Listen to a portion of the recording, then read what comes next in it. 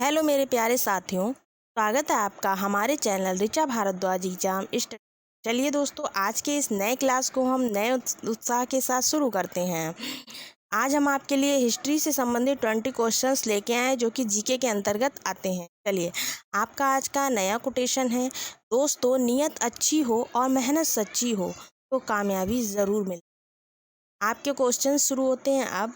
आपका पहला क्वेश्चन, हड़प्पा सभ्यता की खोज किसने की थी? पूछा गया है हड़प्पा सभ्यता की खोज किसने की थी? ऑप्शंस हैं A Dayaram Sahni, B Rakhaldas Banerji, C M Vats, D अन्य ने। तो इन चारों ऑप्शंस में से आपका सही ऑप्शन है ऑप्शन ए दयाराम साहनी ने की थी।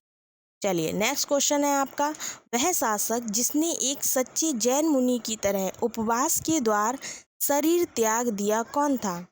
पूछा गया है ऐसा शासक जिसने एक सच्चे जैन मुनि की तरह, क्योंकि जो शासक जैन मुनि रह चुका, उसने उपवास के द्वार शरीर, ऐसा कौन शासक था? तो ऑप्शंस हैं ए बिंदुसार है, बी अशोक है, सी चंद्रगुप्त मौर्य है, डी अन्य है। तो इन चारों में से आपका राइट जवाब हो जाएगा ऑप्शन सी चंद्रगुप्त मौर्य थे। ठीक है, नेक्स्ट है, तराइन का प्रथम युद्ध किसके मध्य लड़ा गया? पूछा गया तराइन का प्रथम युद्ध जो कि 1191 ईस्वी में हुआ था, किन दो राजाओं के मध्य लड़ा गया था? ऑप्शंस हैं ए मोहम्मद गौरी और भीम, ऑप्शन बी है मोहम्मद गौरी और पृथ्वीराज तृतीय, ऑप्शन सी है मोहम्मद गौरी और जय सिंह, ऑप्शन डी है मोहम्मद गौरी और अजयपाल। तो इन चारों ऑप्शंस में से आपका सही ऑप्शन हो जाएगा ऑप्शन बी, तराइन का जो प्रथम युद्ध था वो मोहम्मद गौरी और पृथ्वीराज तृतीय के बीच लड़ा गया था, जो कि 1191 में लड़ा गया। चलिए नेक्स्ट क्वेश्चन है आपका, बंगाल को मुगल साम्राज्य से पृथक कर स्वतंत्र किया किसने किया? पूछा, बंगाल को जो है मुगल के साम्राज्य से पृथक किसने किया था? ऑप्शन है ए मुर्शिद कुली खां, ऑप्शन बी है सआदत खां, ऑप्शन सी है सरफराज खां, ऑप्शन डी है अन्य। तो आपको बताना है इन चारों ऑप्शंस में से आपका राइट आंसर कौन सा हो जाएगा। तो आपका राइट आंसर है इसमें ऑप्शन ए मुर्शिद कुली खां। चलिए नेक्स्ट है, विधवा पुनर्विवाह कानून कब बना? क्या पूछा गया? विधवा पुनर्विवाह, विधवाओं का पुनर्विवाह कानून जो था वो कब बना? ऑप्शन है ए 1853 ईस्वी में, ऑप्शन बी 1856 ईस्वी में, ऑप्शन सी 1863 ईस्वी में, ऑप्शन डी है 1865 ईस्वी में। तो इन चारों ऑप्शंस में से आपका राइट आंसर हो जाएगा ऑप्शन बी 1856 ईस्वी में विधवा पुनर्विवाह कानून बनाया गया। चलिए नेक्स्ट है, अंग्रेजों ने फूट डालो और शासन करो, क्या पूछा गया? फूट डालो और शासन करो की नीति कब अपनाई? इसने अपनाई थी अंग्रेजों ने, क्या? फूट डालो और शासन करो। ठीक है, ऑप्शन है ए 1877 ईस्वी के बाद, या 1833 ईस्वी के बाद, सी 1858 ईस्वी के बाद, 1799 ईस्वी के बाद। तो आपका इन चारों में से राइट जवाब क्या हो जाएगा? ऑप्शन सी 1858 ईस्वी के बाद में ये नीति अपनाई गई। किसके द्वारा? अंग्रेजों के। कौन सी नीति थी? फूट डालो और शासन करो। चलिए नेक्स्ट है, इंग्लैंड में गृह युद्ध कितने वर्षों तक चला था? क्या पूछा गया है? जो गृह युद्ध था वो कहाँ चला था? इंग्लैंड में। कितने वर्षों तक चला गया? तो ऑप्शन है ए 4 वर्ष, बी 7 वर्ष, सी 2 वर्ष, डी 10 वर्ष। चारों में से आपका राइट जवाब हो जाएगा ऑप्शन बी 7 वर्ष। चलिए नेक्स्ट है, भारत में कहाँ से आए थे कौन? स्प्रिंट। चलिए इस क्वेश्चन को हम छोड़ देते हैं, नेक्स्ट देख।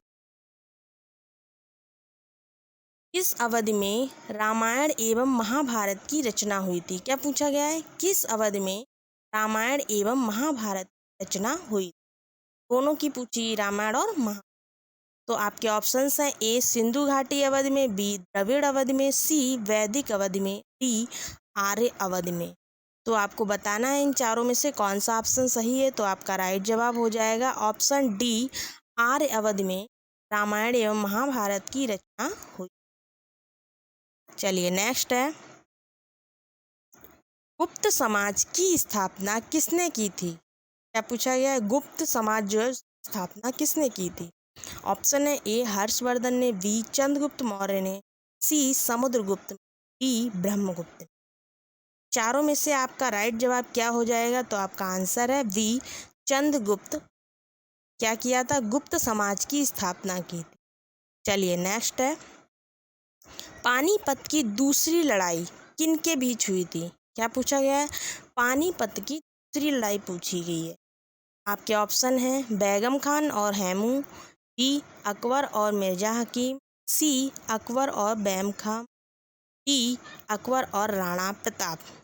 चारों में से आपका राइट जवाब क्या हो जाएगा? तो आपका जवाब होगा ऑप्शन ए बेगम खान और हैमू के बीच पानीपत की दूसरी लड़ाई लड़ी गई थी।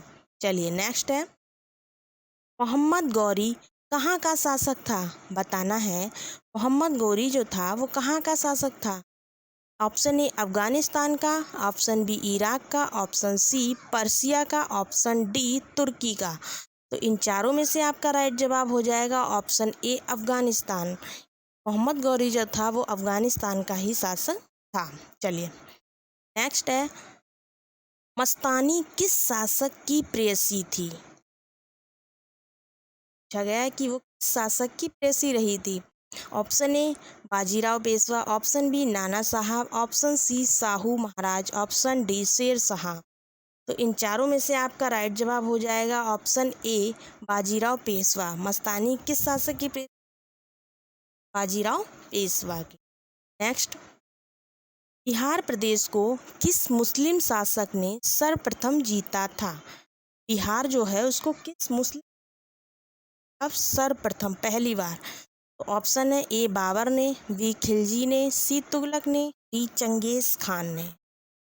तो दोस्तों आपके चारों ऑप्शंस में से राइट ऑप्शन कौन सा होगा? तो आपका राइट ऑप्शन है ऑप्शन बी खिलजी।